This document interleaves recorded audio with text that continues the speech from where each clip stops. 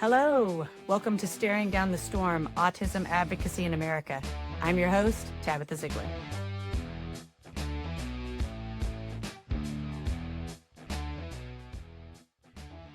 Hello, everybody. Welcome back. We've got a very astute guest today. We have Tiffany Neal. Tiffany, how are you doing today? I'm awesome. Thank you for asking. Of How are you? course. In the trenches.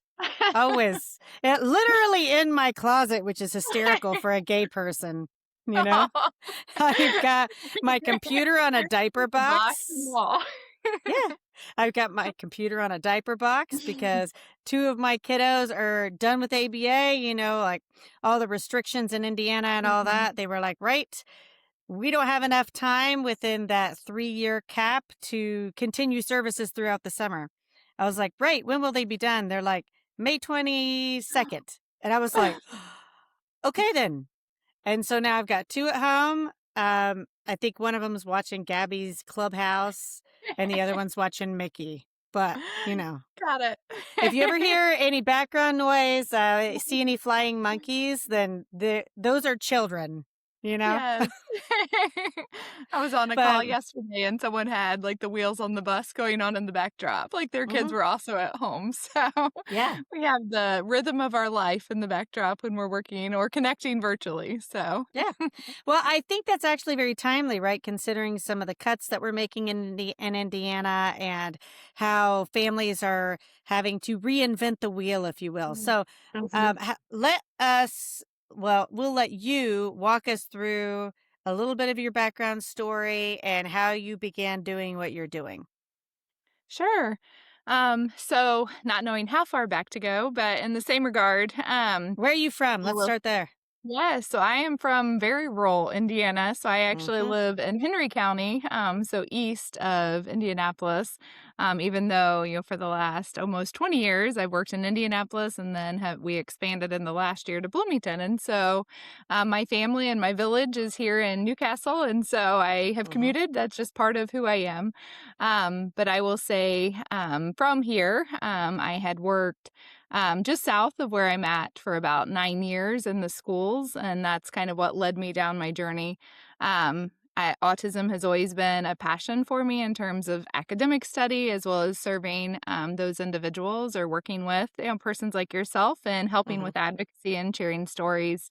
And then after working in the schools for 9 years and just seeing that I could only have so much impact in the schools as a psychologist, I transitioned to Hands in Autism, where I have been for the last 16 years. And so that's been kind of that journey. Mm-hmm. When I joined Hands in Autism, I had worked kind of in academic settings and teaching, had worked in the inpatient units at Mm-hmm. Methodist, had worked kind of more on the neuropsych side. So my actual background is in clinical neuropsychology. Mm-hmm. But a lot of times the kids I was working with, families I was working with that had multiple diagnoses, including, brain injury and other Mm-hmm. neurological conditions, were the ones that weren't testable, or there wasn't a lot of next steps. And it was such a complex kind of presentation with autism that I gradually kind of fell into that field because I was so intrigued by the overlap, but also frustrated Mm-hmm. by not being able to give families more resources. So had overlapped, with my mentor and close colleague, Dr. Sweezy, and Mm-hmm. had then joined hands at that point in time. She had created a position for me to come aboard. I split my time between research and then working with the hands team for the first few years, doing the parent training study, so Ruby, and learning on that side as an evaluator, and then getting Mm-hmm. a chance to really train and work in communities. And so then we've continued to grow with Hands in Autism, building off of that, kind of foundation, and always with that cross systems capacity. So that's a little bit on my professional side. But then I always come back home to the rural Mm-hmm. side. Mm-hmm. So I always have appreciation for the limited resources and just different profile.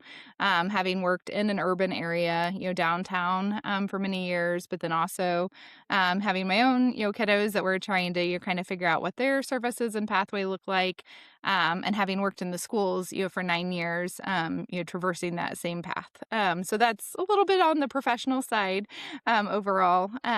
Like I said, my middle son has ADHD and Mhm. insomnia and dyscalculia and some other factors, so different profile than my other 2, and so, from a professional and parent role, that's, where I've always, where a little bit of that intersection has occurred, so I serve on a lot of advisories in both a, parent capacity and then also professional, in that way. So that's a little of my story.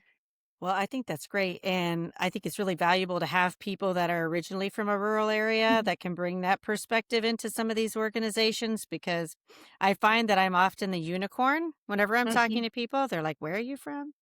It's like a very, very rural red part of Indiana, and they're like, Yes, "How's I that working?" am the same. Yeah.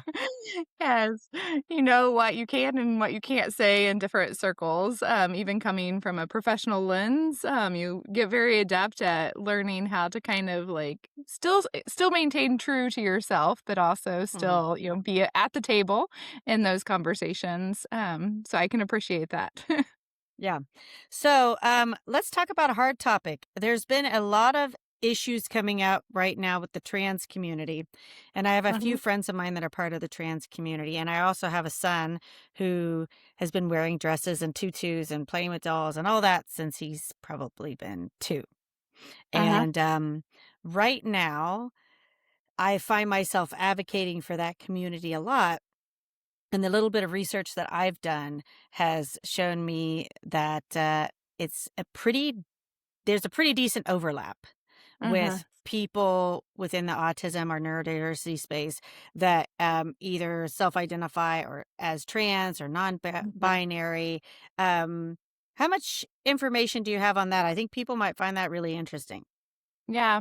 I have a lot of, autistic, individuals or self advocates that I try to stay connected with or follow so that I can make sure, whenever speaking, like I can point people to some of those that are serving on, national advisory boards or others that are coming Hmm. from that representation.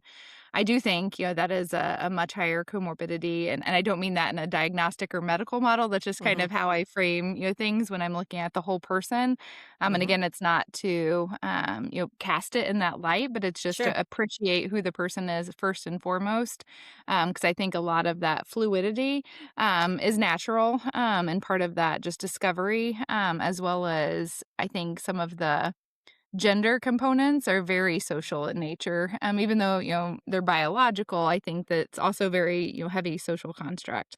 So I think I try to approach it from that and helping, kind of move through that factor of acceptance and kind of meeting families where they're at in that, Hmm. just like receiving a diagnosis, if that's, kind of the profile or the, perspective or lens that the individual is coming forward with, or helps just with acceptance. I think, when we work through disability awareness and just kind of Hmm. helping families understand a diagnosis or helping families understand, how those factors are then impacting their ability to come into situations like this Hmm. or like Hmm. school or their workplace, and be honest about who they are. A Hmm. lot of what we talk about outside of just, what the co-occurrence is knowing who you share what with. That's a Hmm. protective piece.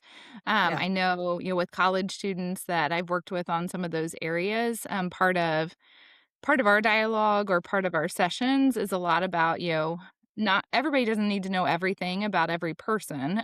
So in Hmm. knowing what situations are right to share some of that information, but also being okay, with who you are and identifying or getting connected to communities that can be your village, that help you navigate those tight conversations or tough conversations. Because I think otherwise we see a lot of that isolation, as you Hmm. have probably seen and heard. Hmm. I will say, over time, we've worked with a lot of the specialists and practitioners, that are working more in that trans space, Hmm. because of the high overlap, and helping equip, as well as just inform some of those conversations about acceptance. And then, like I said, I think making those connections with the community and not, again, making it a medical factor alone, Hmm. but this is just an identity component, just like a diagnosis. And some people prefer that disability first, some people prefer the people first language. Hmm. And so just asking those questions. And then, like I said, Much like we train other things, we talk a lot about self-disclosure and, again, where you need to and where you don't need to share that information because it's just who you are. Mhm. I may share my age with you, but I may not share it, with someone else that'll think Mhm. I'm too old. Mhm. Or, like I said, shared about my family. I may share that with some people, but I may not share that with everyone. And so just making that okay and having a lot of that open dialogue is the approach we take. I will say, from whether it's that or, we work a lot with the OBGYN department as they're Mhm. working with families in other ways. And I compare that just because I think the really exciting part, even though we're undergoing a lot of this like national scrutiny, I would say, around some of these Yeah. areas, is that exciting part of being able to partner with researchers in these areas to present. I will say a lot of what we do is more of that community based component or getting families at the table or autistic individuals or trans individuals at the table to be a part of the conversation. And that's what a lot of the Mhm. researchers look to us for to make sure that we're not the only ones leading that conversation as that intermediary, but we also have individuals at the table in those conversations. So, are there anyone in particular that you think would be comfortable with you sharing Yeah. their their handles for anybody that might be interested in following someone for that type of representation? Yes, I don't have it immediately in my mind, but I can That's all look it right. up. I'll wait. I'll Yeah. wait. And in the interim, I will tell you, I had a really interesting conversation with Bella Batista. She's running for Congress in Georgia 14. And she's, I believe she said she was the first trans athlete in Georgia. Mhm. And she's coming on the show. So I'm really excited about that because I'm trying to make sure that we have equal representation. And as you mentioned, there's nothing like coming to the person and asking. Yes. I think that's huge. I put in the, component, for the gender sorry, I just backed off because the gender health program at Riley, Hmm. and then I will look up the particular practitioner that had, reached out, and that we had had some conversations with. Hmm. Just again, I think it's always encouraging when, a physician or otherwise reach out, to a Yeah. community partner to, again, be able to connect more directly outside of that medical context. Hmm. That's what I'm trying to put my fingers on. Right. Well, and obviously the the medical professionals right now have been suffering too because it kind of Mhm, seems like their hands are being tied in a lot of ways. Um we had still have, but in transition away from a doctor that we've been with for a long time, who's mhm. wonderful. And I hope there comes a day where she is able to be a bit more open about how she helps in the community, and I would very much love for these medical professionals to have that ability because I think part of the reason why they get into the medical field is to help people. Mhm.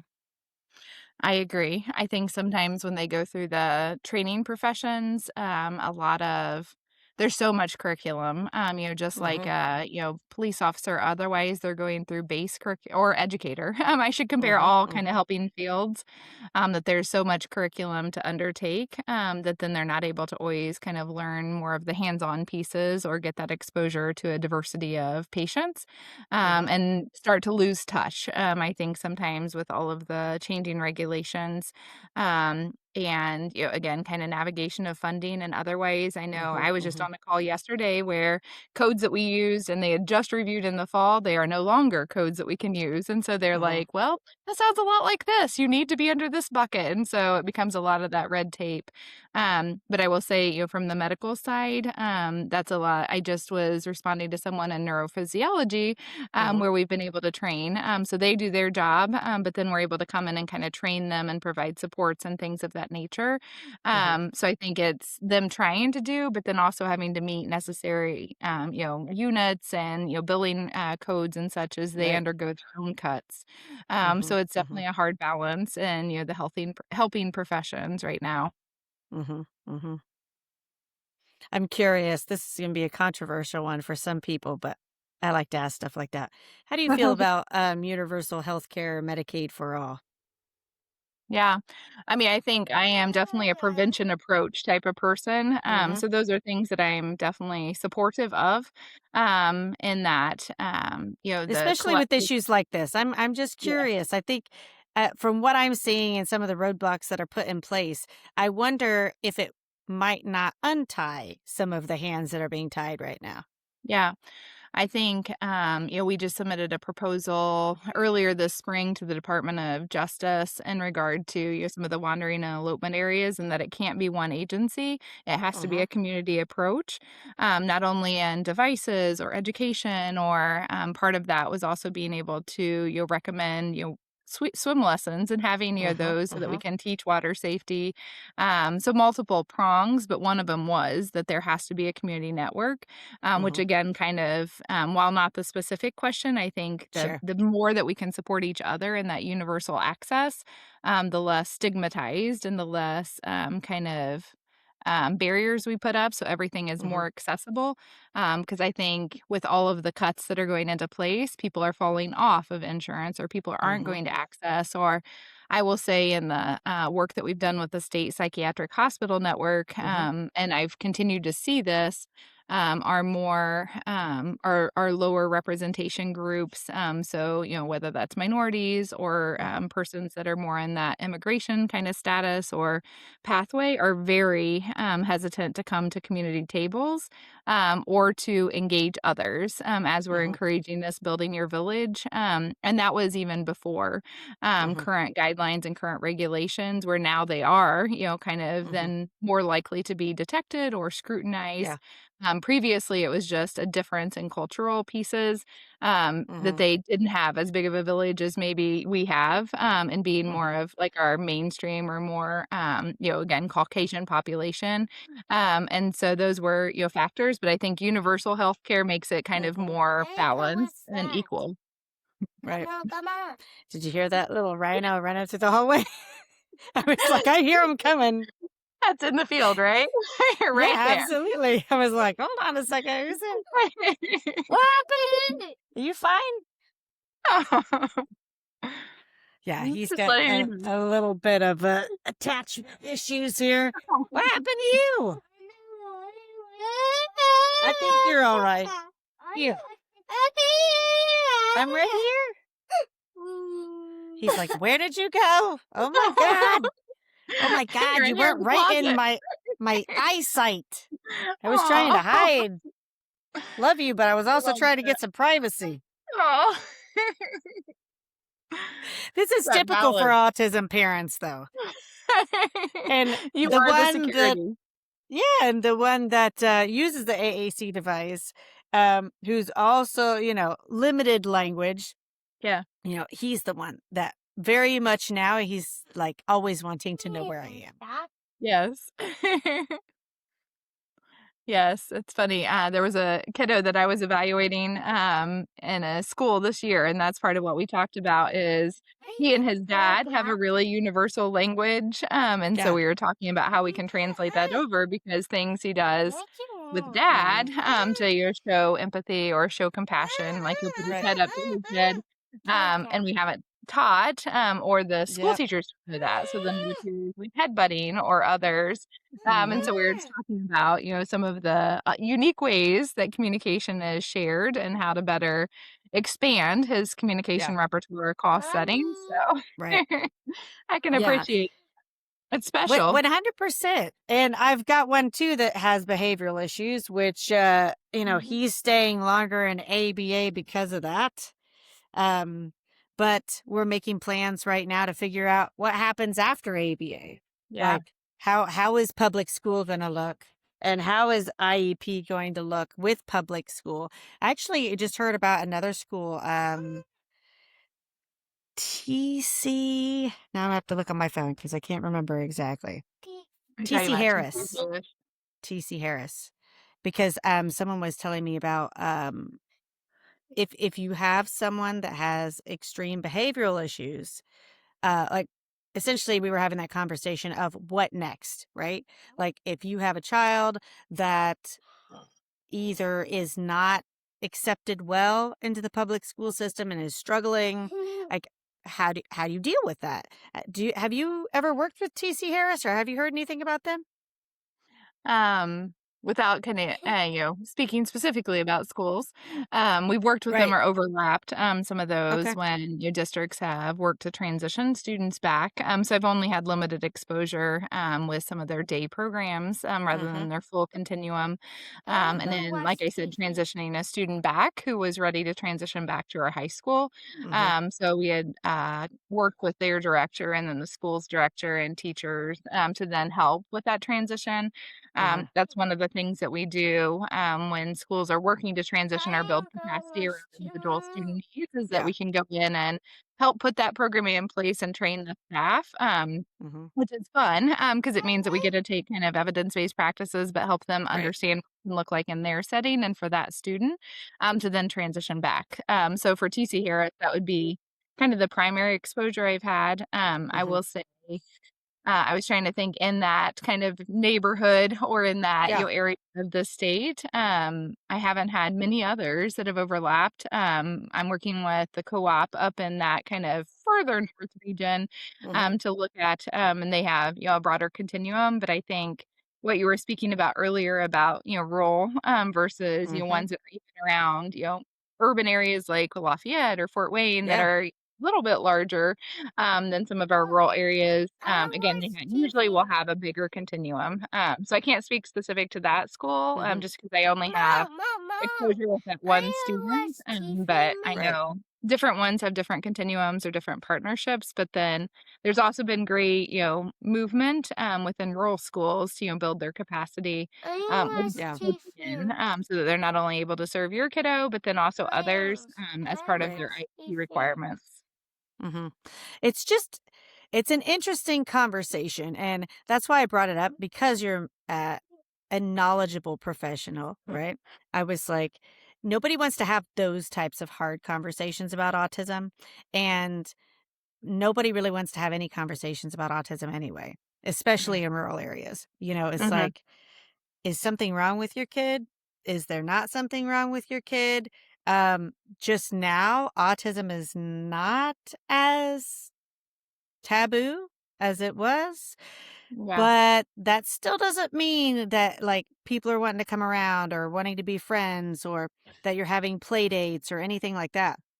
And I think that's a large reason why I'm doing some of the things that I'm doing as well, because I see that hole, and I'm speaking to myself essentially. Like some of these things that I've experienced, I'm like, right. I know yeah, I'm not the only one, and yeah, if I may be in the small percentage of people willing to have these types of conversations, then other people need to have them too. I agree. Well, and I think, just speaking to what you were mentioning with, you feel very isolated, but with the prevalence, continuing to rise, we know there are a lot of families out there that Hmm. are struggling in silence or don't have that community or don't have that, peer, Hmm. meaning another Hmm. parent or another professional that they can talk to. I think that's a tough thing. I will say, in recent months, an increasing role we've played with schools has been that bridge of parents and Hmm. schools because we're fully comfortable and work a lot with parents and helping them understand, helping them know kind of what they should expect from the school, Hmm. but also as a neutral way and how to better advocate or what options are available. And I also see schools, being willing to help support that, which is Hmm. great to see that because I've again been in the field for more than 20 years, Right. so I've seen kind of the tides over time and how that has been received or Hmm. restrictions that have been in place, but I think a big part that we try to play is helping educate the school that they can't say, they don't have the staffing or they can't serve for Mhm, that amount of mhm, hours or, I can only have your child come in for 2 hours a day because that's all I have, staffing for. mhm, That's not legal, but we have to mhm, build the program up and figure out how that can be staffed or what a mhm, structured schedule can look like that meets that student's needs, and so we're often able to work kind of across the, systems in that way. Whether mhm, it is, looking at, I will say the only time we've looked at, reduced days and really legally they're allowed to is if there are medical factors involved. So mhm, again, those are ones where we're working across the systems to identify and connect. But I think connecting families is a huge piece and not being afraid to have those honest conversations and hearing both sides. Mhm. From the school side, they're just not certain, how to better Sure. program or how to work Mhm. through things or, like I said, the co-op I was just talking to yesterday, they're trying a lot, and trying to Okay. figure out what they need to change about their typical program, to Right. meet student needs, and I was joking, but not joking with one of my colleagues, and I said, I was this kiddo we were talking about, did not pass I-read, and so he has to do Mhm. remediation this summer, since he's on a diploma track, and so we were talking about ways that they could carry forward what they've been doing in his program because they won't be the Mhm. one doing remediation, and Right. those were conversations that, I think breaking down the barrier for schools to feel comfortable asking questions, but then Mhm. also for families to understand what they should expect from the school and how to be a better, partner at the table, Mhm. um, even if it means, having to advocate and really push, and I think we're at a good juncture for that, and I will say I've seen schools be more receptive, Mhm. to feedback or supporting families. I can't say that as a whole, but I will say Right. overwhelmingly, I'm seeing more schools be receptive to that. That's great because I think a lot of parents, this is the unspoken Mhm. worry is, "Oh my god, if my child has a behavior and if it gets really bad, they're gonna kick my kid out, and Yeah. then what?" Like, because most of these families, at some point, someone's having to leave a job, or maybe both parents are having to leave a job, and these are people that, it's not that they don't necessarily want to work, it's like the demands of their child or Yeah. the structurally the ways that the legislation is set up, like much like um this current restructuring of Mhm. ABA with the meetings, for example. Like, I only know about that because I did it. So Yeah. like I had 3 kids in ABA, and as of April 1st, I had to start doing 1 hour per kid per week. Yeah. And I'm like, how does anyone like, how's that sustainable? And, Yeah. these are for, people that are getting services through Medicaid. So then you're 100. obviously talking about people that very much need these services Right. and a large portion of the population that would also be of color or, you know, maybe migrant status and stuff like that. But that doesn't mean that those kids don't need services. Yeah. I think that's the balance of and unfortunately, the situation we're in because of the spending, that was Hmm. going into. Right. I know, that is I think it's hard if you're not at the table or a professional Right. that is hearing all of the dialogue to know the Hmm. direction because you're feeling the effects Of of course. it, and trying to scramble with how you take care of care and otherwise. I knew Um, that was gonna happen. Nope. It's just as bad as when a bird or a cat is I there. I I felt him crawl behind me, and I was like, "Here we go." Totally cool.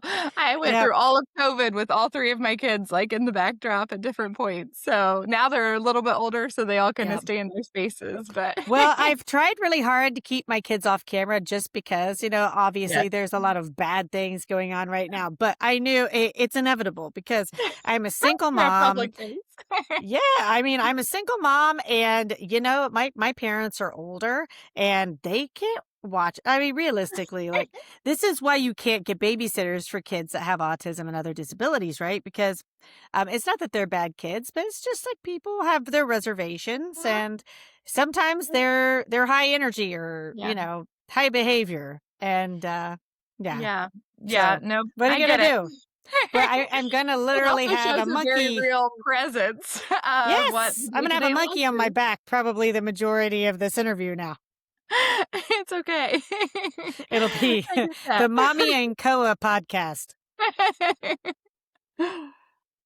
But it's very appropriate, right? Considering we're talking about autism and Yeah. him and I both have autism. So, it doesn't get any much real than this, honestly. Yes, Like, no. this is what, if you want to know what living in rural Indiana with autism looks like, it is this. This is it.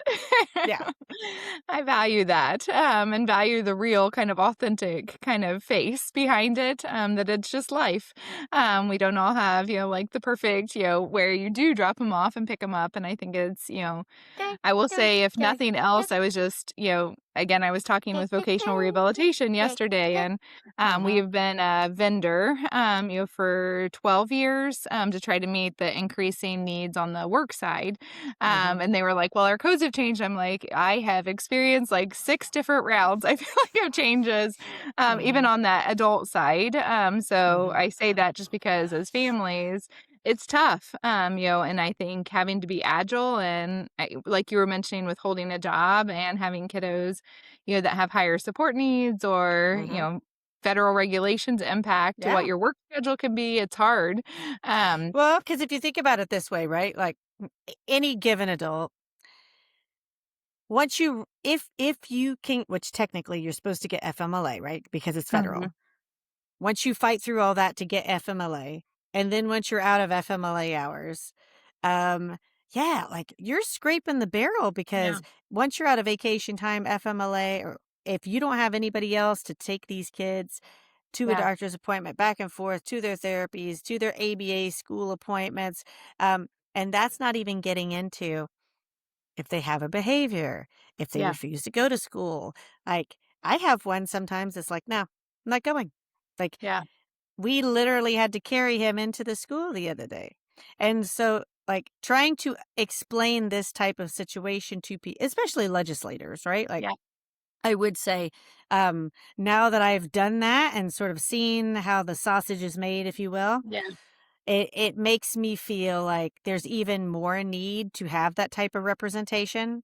yeah, So, yeah, that's another bit of the advocacy that I'm doing now. Like any of the yeah, candidates that I meet, I'm like, hey, if you want to know something about autism, and if I don't know, I will connect you with someone that does because we need you informed when you go into those spaces so yeah. that when you're writing legislation, when you're sitting at those tables, you can appropriately advocate for these people that are in your district.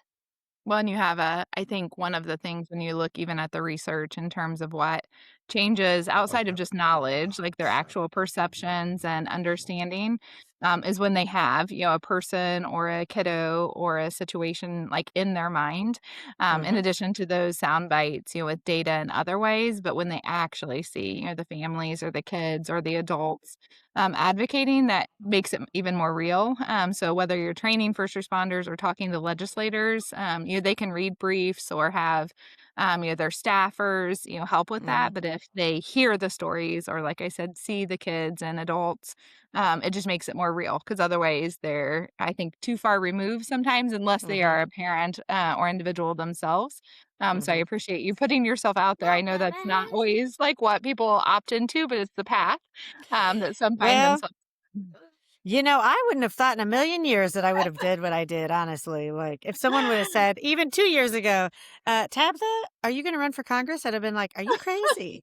No, No. absolutely not.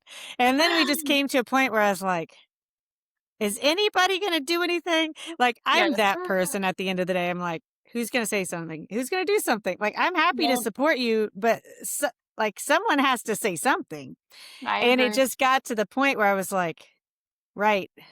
I'm not really hearing that voice, and I'm just gonna put myself out there and at the very least, with no expectation besides just this, if I can increase autism Yeah, awareness to a certain level, right? Like just make people talk about it and also increase the working class people in these races. I'm like, yeah, if we can get working class people that at least can conceptualize what this may be like, that knows what struggle is, we can talk with people like that.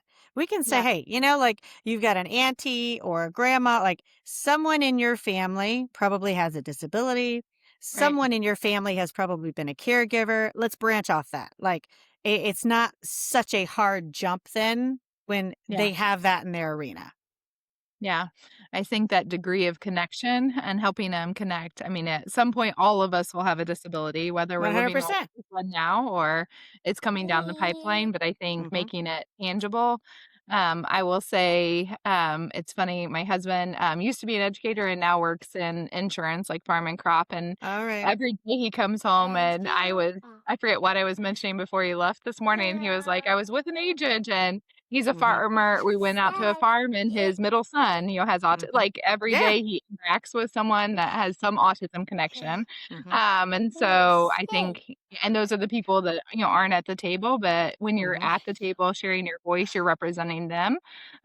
Yeah. So again, I think that's important because I think, like legislators don't know, the farmers Mhm. out in the fields, like they have kids with autism, the Absolutely. people that are running businesses Mhm. probably had, a child or a brother or a neighbor.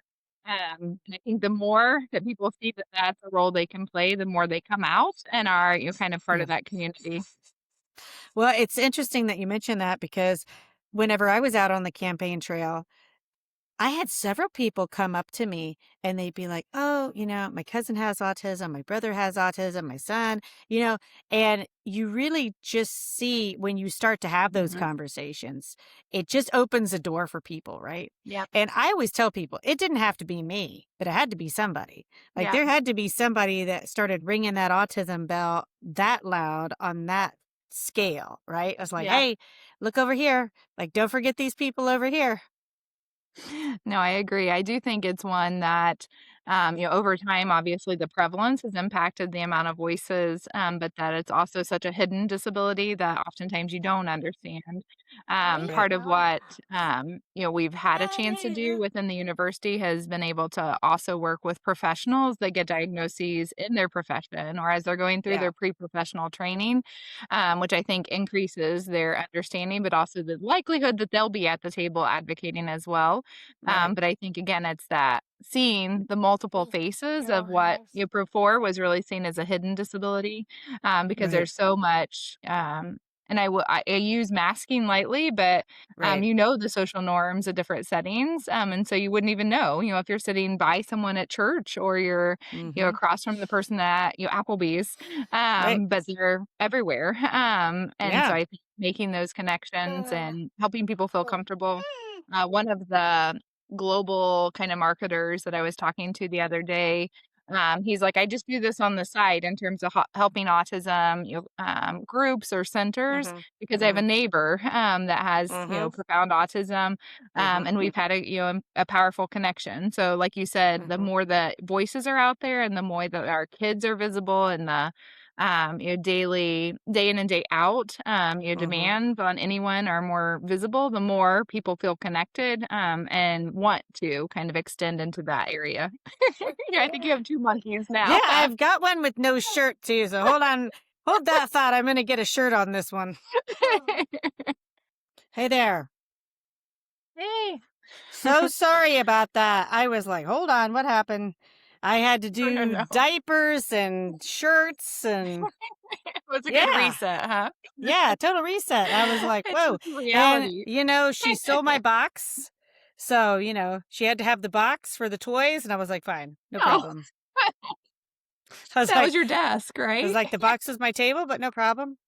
I think that is one good thing about autism moms, right? Like, we're really good at thinking on our feet because we're, like, You find something constantly other. yeah, I was like, "Well, okay, no problem."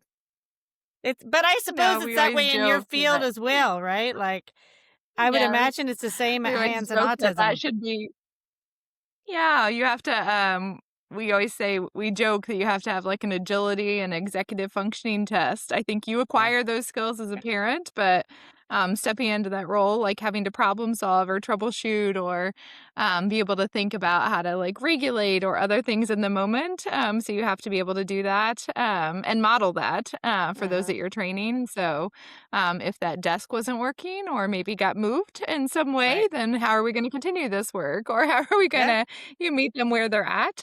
So in addition to physical fitness, you have to have those troubleshooting skills for sure. exactly. Well, and I would also think too, like, you must have a very interesting staff working there because it takes a certain type of person to want to work with people with autism. Yeah. Yeah, I think that's, I was just telling somebody, we joke that one of our advisory members had come to, meet with us at one Uh-huh. point in time, and they were like, "How many staff do you have?" And we're like, "Oh, we only maintain, like 10 to 15." And they're like, "It must be like an old Western movie where you're all just running around really fast, like to do a lot." But I always say we just have a lot of awesome community partners and Mhm. are never meant to be, the long-term person in any situation. But Right. I will say that hiring is always not hard, but I think we go through a very team-oriented process Uh-huh. to make sure that they are representative of each of us and the passion that we bring to the work, Mhm. and you want to kind of co-create or make Right. have deliberate partnerships and authentic partnerships, as well as being comfortable going into tough situations.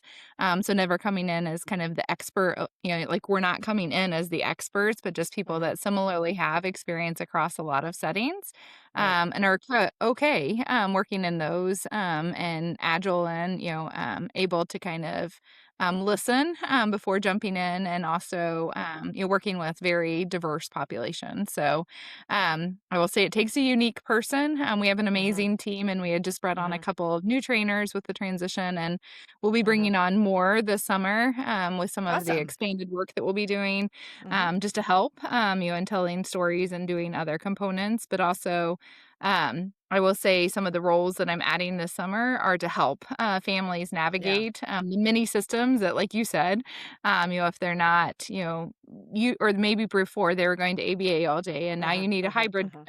situation, or you're working on, getting more training for your BC, or finding Mhm. the right providers, or finding the right medical provider. That's what I was Right. doing while you were gone, was following up with some contacts, like, "Hey, I Right. remember there was a great person. Could you remember?" So that's a nice thing about having friends in high Yeah. places or in medical places, where you can be like, "Who is it that you would personally recommend?" Like, I can Uh-huh. Google, but I'm Uh-huh. trying to remember who it was that had reached out. Yeah. So yeah, so I think it does take a special person, because it's, obviously you can make more money in other fields and Yeah. things of that nature, but it's the heart of the work that we do. And Right. again, that's why we have everybody on the team meet them before they come on board. Mhm. I can really appreciate that because in the different things and the many things that I'm doing, because it feels like it's just never ending.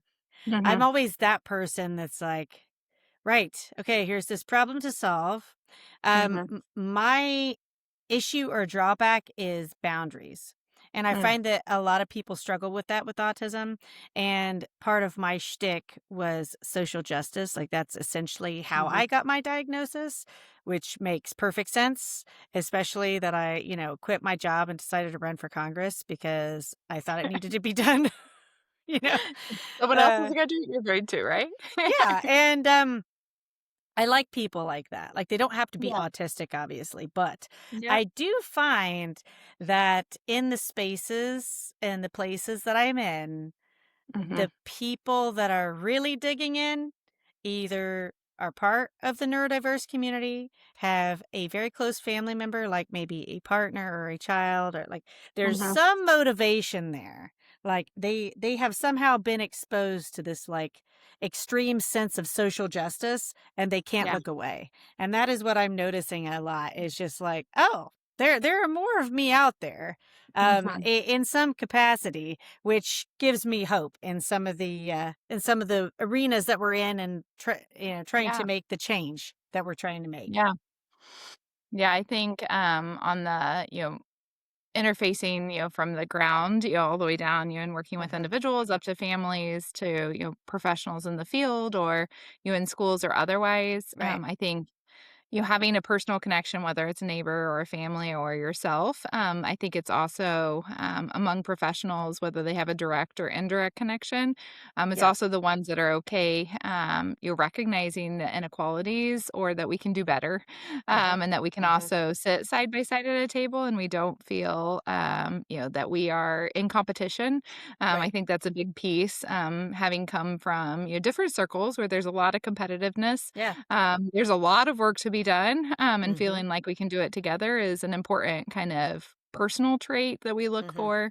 Mhm. And I will say that we bring is that, we aren't the experts by any means, Mhm. but really wanting to do things side by side, or that you've been in a role, like you were saying, where this just wasn't right. Or, like I Mhm. said, when I worked more on just the clinical and neuropsych side, like Mhm. there was a lot of people I worked with that were awesome, Yeah. but there were other kids that they just didn't work with, or Yeah. families they just didn't work with because they didn't know. And so I Mhm. think the other piece is, always wanting to learn. And so I think you mentioned that, when you were talking, or it may have been on one of the podcasts I was listening to, that doing deep dives or having that Mhm. hyper focus, because you learn about everything you Yeah. can. To come to the table informed rather than speaking just, off the cuff. So Mhm. I think that's an important trait in the ones that are, at the table as well. Mhm. Well, there's some interesting things cooking in Indiana. And Mhm. and once they get officially launched, I think you guys will be interested in some of these things, but I've been actively seeking people out. Mhm. I'm very much a doer, and I'm Mhm. tired of the people that are talkers and not doers. I think Yep. especially in the realm of autism and disability right now, and you tend to see a lot of moms, for whatever reason, that are taking up this role, and I think historically that's generally always the case too, right? It's like, once you finally piss the moms off, you've got like a serious problem because these are the change makers. They're like, right, we've given you enough time to do this thing, and now we're just going to do it. Mhm. So, I think I I it love gives that, me what you it gives say. me a lot of hope, right? I'm like, the more moms I run into, I'm not saying they have to be like me, but a little bit like that, right? They're just like, okay, Yeah, like I've had enough already, and yeah, we're done. So we're you're just doing going the to go work ahead of and multiple people. yeah, like Yeah, we're gonna figure this out, and we're gonna try and see what we can actually do. yes, This yeah, child is moving me into the other room, so I'm going to turn the cam off while we're moving, but I can still no hear worries. you. I think it's, interesting that you mentioned. I always joke, like when you're pregnant, your, surface volume of your brain kinda shrinks, but then it reorganizes, and so I think moms are powerful, voices at the table as well, whether speaking for themselves or, helping, bring their children, to the table for voices or sharing stories. So, not to diminish the role of, dads in that conversation, or when they're, a single parent on their side, but I do think, when coming, I will say, both from a school side and then, the professional side, coming in and being a representative voice, but also, understanding that working together is a critical piece for moving the field forward is a big piece. I think that, again, when we're working with moms, parents, or individuals, that collaboration is what's going to help us, continue to move forward, while still, scrutinizing or looking at things or knowing your rights. So I love the mom piece. I also do, and I found another box, and here we are in You my have a new kitchen. desk. It's okay. You get a whole home tour, right? I know, and it's always crazy town at my house, but I think that Okay. is one thing that I if I'm nothing, I'm authentic, right? And I think Yep. people appreciate that because, I mean, this is how life is, right? Like, Real world. especially for the autism parents. So, yes, Yep. like we've gotten a full day of autism home and autism parent in this show today, haven't we? Yes. There's nothing artificial about it, right? No, no, no. I get that. Well, I figure we've been on here a while and I know you've got things to do, but how can people find you if they want to work with your organization? Yeah. I know I didn't go into a lot of depth, kind of That's okay. about the And breadth we'll of have you our back too organization. if you Yeah, want. awesome. I'm always happy to. Yeah. I think you're welcome to reach out, to our main hands email, so hands@iu.edu. Okay. We have our website, so hands and autism .iu.edu, and then you're also welcome to reach out, to me or our team. So I'm happy to put my email in chat.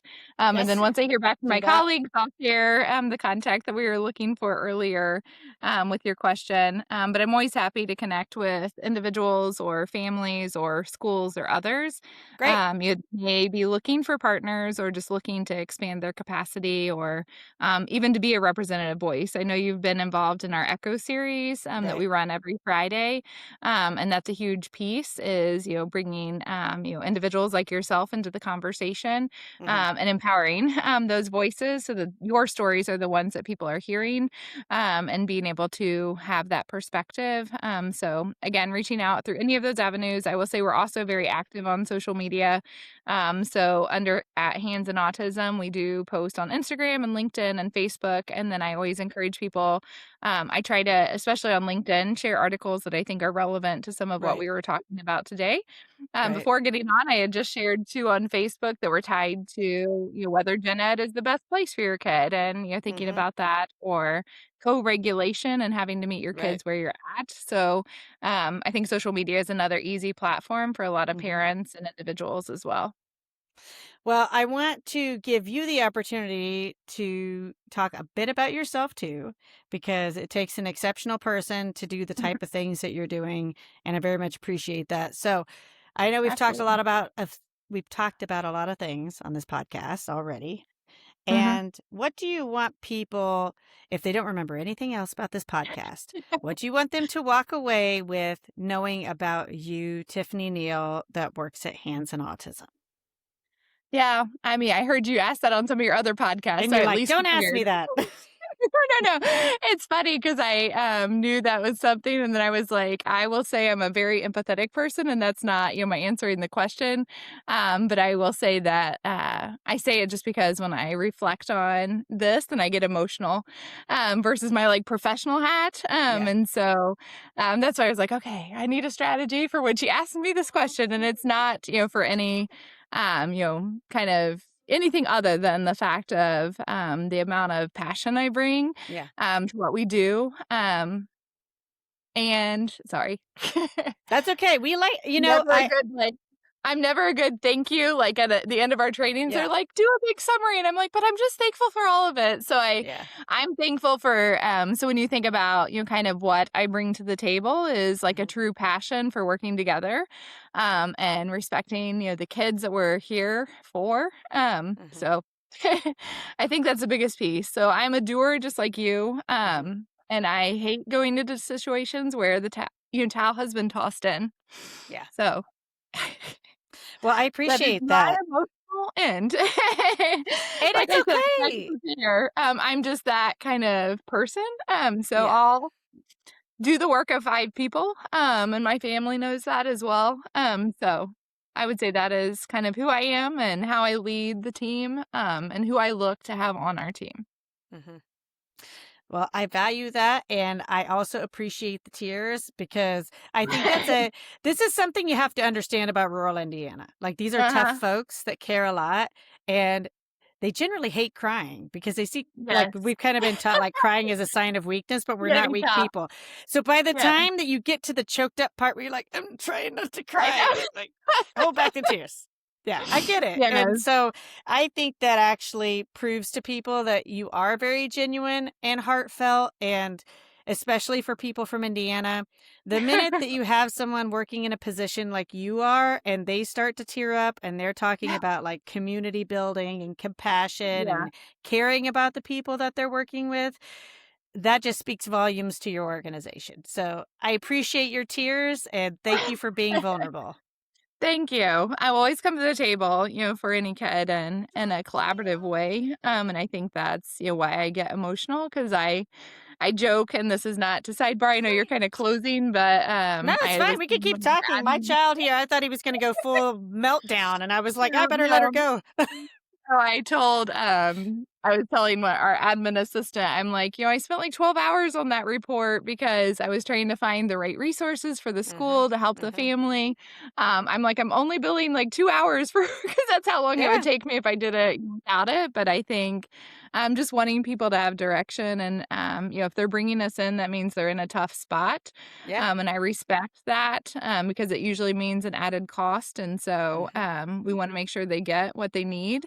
And we're not just coming in, like I said, as an expert that just backs right out, but we're getting them Yeah. connected and getting them your real resources. So even, the contact you asked about early, I'll make sure I find that and get it your Great. way. So I think that's, where the emotional piece is and really why I went into that field, because there wasn't people doing that and why Yeah.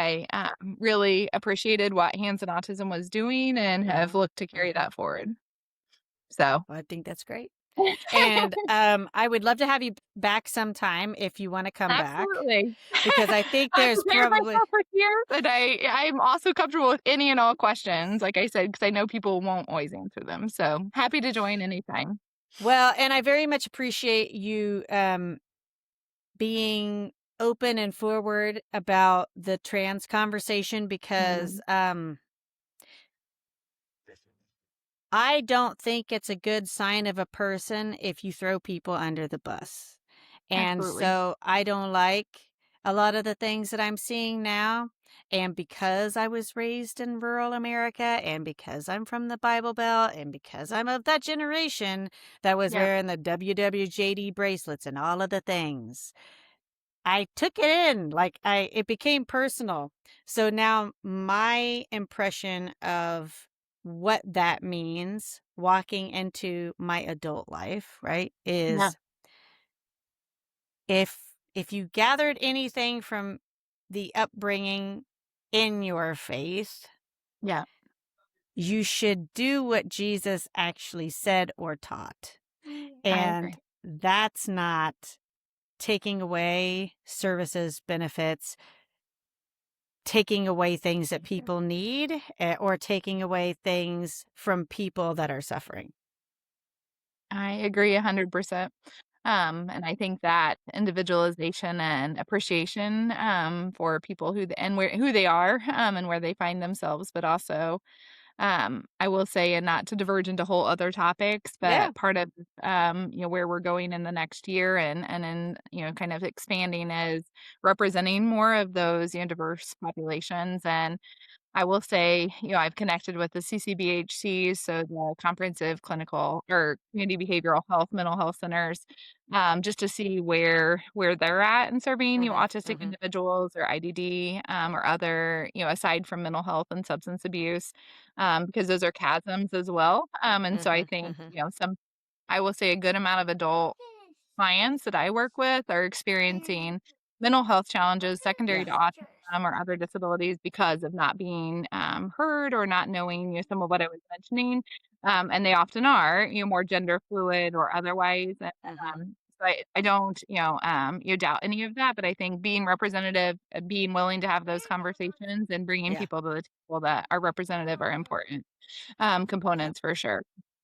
I do too. And if there's anything that I can ever do to help you along the way, you've got my cell phone number and my email and all of that. And, if you ever hear someone on this podcast that you're like, I want to talk to them, just call Oh, me. I'm very certain yeah. I can make that happen. And I always tell people one thing that I really love about this podcast experience is I always say 9 times out of 10, after someone comes on and we talk, we end up friends Yeah. because we're all trying to do More something good. souls. Yes, Like uh, this is a community building type podcast. Like I agree. there's a reason why advocacy is in the title, and advocacy can look a lot of different ways, but as long as you're doing something. Yeah. No, I think that's an important factor. I will say similarly, when we've co-presented or people have been involved in the state council work that we lead or the echoes, that then they're also comfortable, calling when Yeah. they have a question or they're in crisis or you need a connection, whether that's with law enforcement or otherwise, and then I can text those people because it Yeah. takes that connectedness and network for us all to better empower and equip, each other. I will say that's an important part in what we do is people feeling like they can reach out to us and not Hmm. operating in silos. So I Yeah. agree. That's a similar approach to what we take as well. So always happy to similarly, when you're looking for somebody or get connected Hmm. or have questions, even if they're more personal in nature, that's Sure. something that making those connections is important because otherwise we all just live in our bubbles, Oh yeah. particularly in rural areas. So Yeah. like I said, every day I drive back to a very rural area, even if I'm working Hmm. on a campus or downtown. Hmm. So I very much appreciate how how remote that is or how Mhm. disconnected it could be feeling. So making those connections has been a big part of kind of my professional path is opening up some of those doors for people.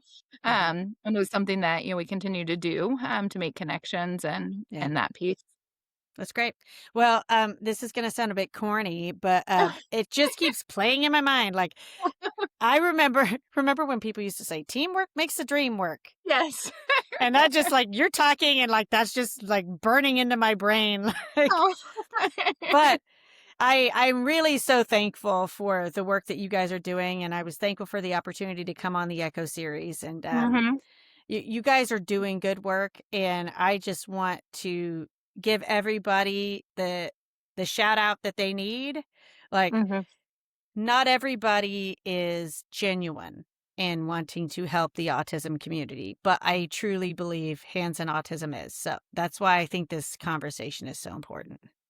I appreciate that, from your lens. I think that's a piece, like I think sometimes there's that token inclusion or token involvement. I don't say that lightly, Yeah. but I think ours is very intentional.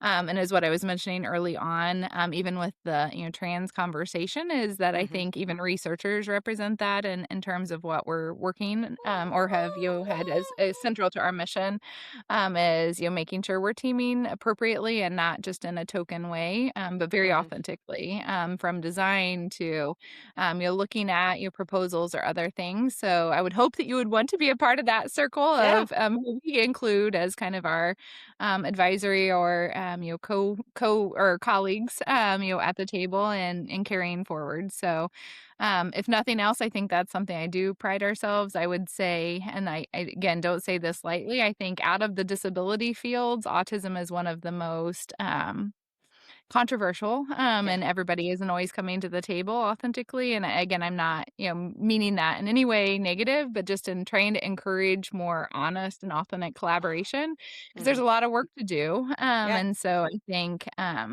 that's why I hate when people are and I my kids will say I never say hate. They'll be like, Right. "That's such a strong word."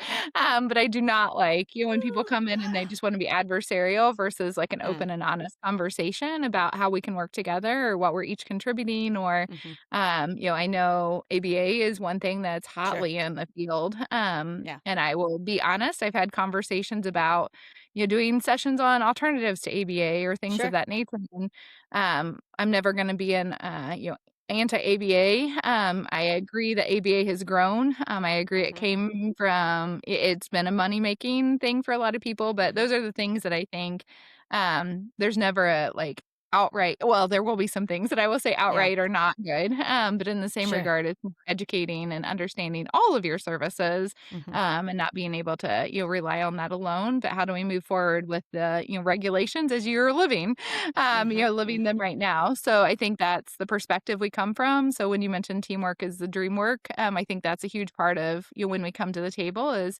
making sure we're not the only ones, but, getting the others at the table or making sure we Hmm. have the voices or we're taking and, getting feedback back. Those Hmm. are important parts of how we operate. Great. Well, I'm so thankful that you came on.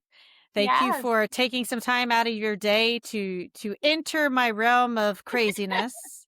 And I love it. yeah, I mean, like I said, it doesn't get any more authentic than this. Yep. Sometimes it's stressful, but I do think that if we really step into our authenticity and speak from our power, speak to the things that are real, that is truly impactful for people. So thank you for being part of this conversation, Tiffany, Yeah, and absolutely. come back and see us soon. I'm grateful that you offered the, chance to connect and that you're doing what you do. Because like I said, I'll be sure to share, more about your podcast now that I'm more aware of it and, hope to Okay. help you in any way that we can as well. Very good. Well, thank you. Have a good day, everybody. You too. Bye. We are at a pivotal point in American history. We do not have the luxury to remain silent. Programs are disappearing every day. We hope that this podcast raises awareness and sparks a sense of advocacy in you. We all can make a difference. The important thing is to start. See you next time.